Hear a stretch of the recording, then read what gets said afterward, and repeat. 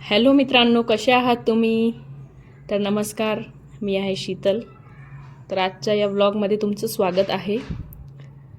तर मित्रांनो, आता आखाजी येते, तुम्हाला माहितीच असेल. अक्षय तृतीया जवळच आली. तर आखाजीला घागर भरावी लागते. खूप खास परंपरा आहे. घागर का भरतात हे तुम्हाला माहितीच असेल.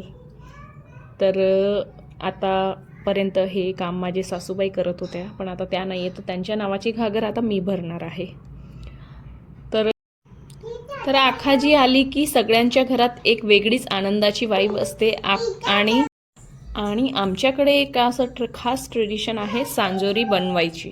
तर मी लहानपणापासून बघत आले, माझी आई सांजोरी बनवायची, म्हणजेच खूप छान. तर सांजोरी बनवण्यासाठी मी माझ्या मम्मीला आणि माझ्या मावशीला परफेक्ट एक म्हणजे अंदाज घेतला. त्यांनी मला अंदाज दिला की अर्धा किलो रवा घ्यायचा आणि अर्धा किलो गूळ, अर्धा किलोपेक्षा थोडं कमी गूळ घ्यायचा. तर मी इथं छान रवा भाजून घेते. मी मोजून रवा घेतला आहे अर्धा किलो आणि मी याला छान भाजून घेते थोडा लालसर होईपर्यंत. तर इथं बघा, मला मोंटू खूप त्रास देते, मला कामच करू देत नाही. बट मी माझे कामं करते, सांजोरी बनवते, एकाकडे मी गूळ छान बारीक करते. तर इथं दोघंही काम होतं. ते मी रवा छान हलवती बी आहे परत, कारण त्याला जर आपण छान असा परतला नाही तर तो खाली जास्त जळून जाईल आणि चव एकदम खराब लागेल. तर मी पण फर्स्ट टाईम करते, मला पण येत नाही. तर माझा पण हा फर्स्ट ट्राय आहे. तर बघूया कसा होतो, छान जमतो की नाही. तर इथं दोघंही काम माझे चालू आहेत आणि बघूया आता आपण पुढे. म्हणजे मी स्वतः कधीच बनवलेले नाही आहे. मी फक्त मम्मीला बनवताना बघितलं आहे आणि मम्मीला मदत केली बनवण्यासाठी. ठीक आहे. आणि मला काहीही बनवायचं असलं ना, पहिले मी माझ्या मावशीला विचारते, कारण माझी मावशी एकदम परफेक्ट अंदाज पण सांगते आणि तिच्या हाताचं खूप छान टेस्टी असतं. त्याच्यामुळे मी तिला पहिले परफेक्ट मेजरमेंट विचारते. आणि आताही मी तिला व्हिडिओ कॉल करून सगळं दाखवते की हे बरोबर आहे की नाही. मला माहिती व्हिडिओ कॉलमध्ये एवढं परफेक्ट नाही समजत, पण तरी तिने मला एक अंदाज दिलेला आहे. तर हे प्युअर लव असतं आईचं, मावशीचं. आखाजी आली की सगळे पोरी माहेरी जातात. तर खूप छान वाटतं. हे बघा, माझा रवा छान भाजून झालेला आहे. आता मी इथं 2.5 ग्लास पाणी टाकणार आणि बारीक चिरलेला गूळ टाकणार आहे. आणि त्या गुळाला थोडंसं घट्ट, एक तारेची चाचणीसारखं किंवा थोडं घट्ट छान होऊ द्यायचं आहे आपल्याला. हे पहा, इथं माझा गूळ छान तयार आहे. ठीक आहे, फर्स्ट ट्रायल आहे. नेक्स्ट टाईम अजून बेटर करेल. शिकते मी पण हळूहळू. आम्ही तर नेहमी आखाजी आली की मामाच्या घरी जायचो. तुम्ही पण जाता का मित्रांनो?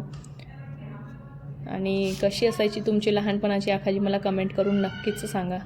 आमची तर खूप छान असायची. उन्हाळ्याच्या सुट्ट्या, त्याच्यात प्लस आखाजी असली की मामाच्या गावी जायचं आणि त्या काळी खूप मजा यायची छान. आता तो आनंद नाही.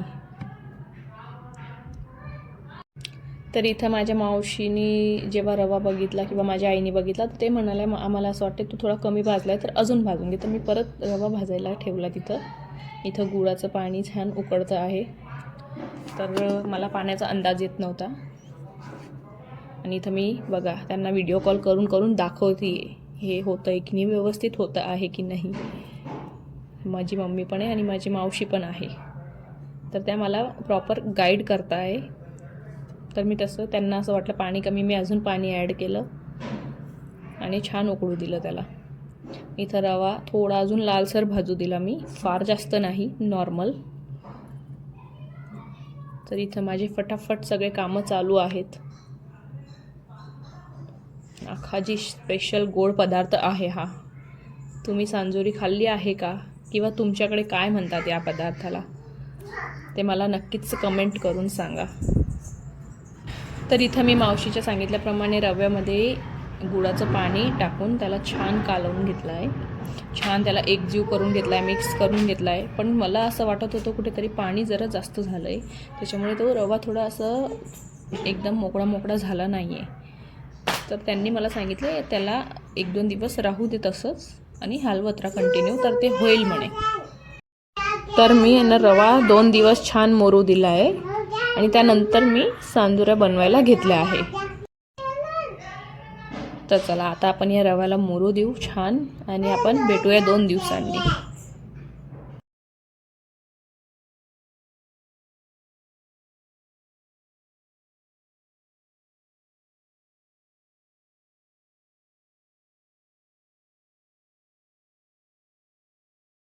तर गाईस 2 दिवसांनी माझा रवा काहीतरी असा झालेला होता. त्याच्यात मी छान खोबरं ॲड केलं, इलायची वगैरे ॲड करायची और ड्रायफ्रूट्स तुम्हाला जे हवं असेल ते ॲड करायचं. तरी पण मला पाणी जास्त वाटत होतं आणि थोडा गचकाच वाटत होता.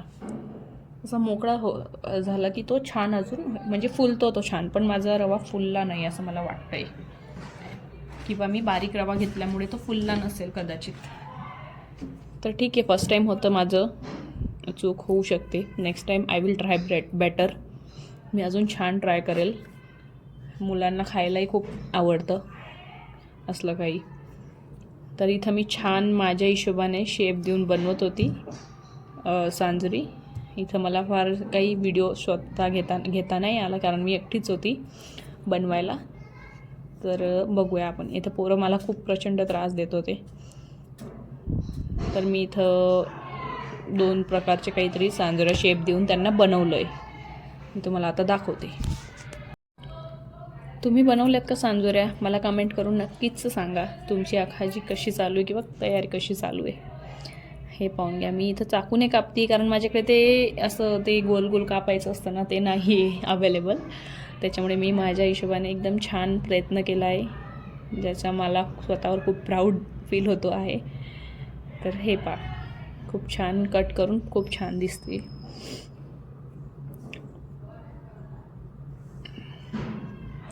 तर हे काम मी छान करते, कारण माझ्या मम्मीकडे पण मी हेच काम करायची, छान भरून त्याला शेप द्यायचं. त्याच्यामुळे हे मला छान जमतं.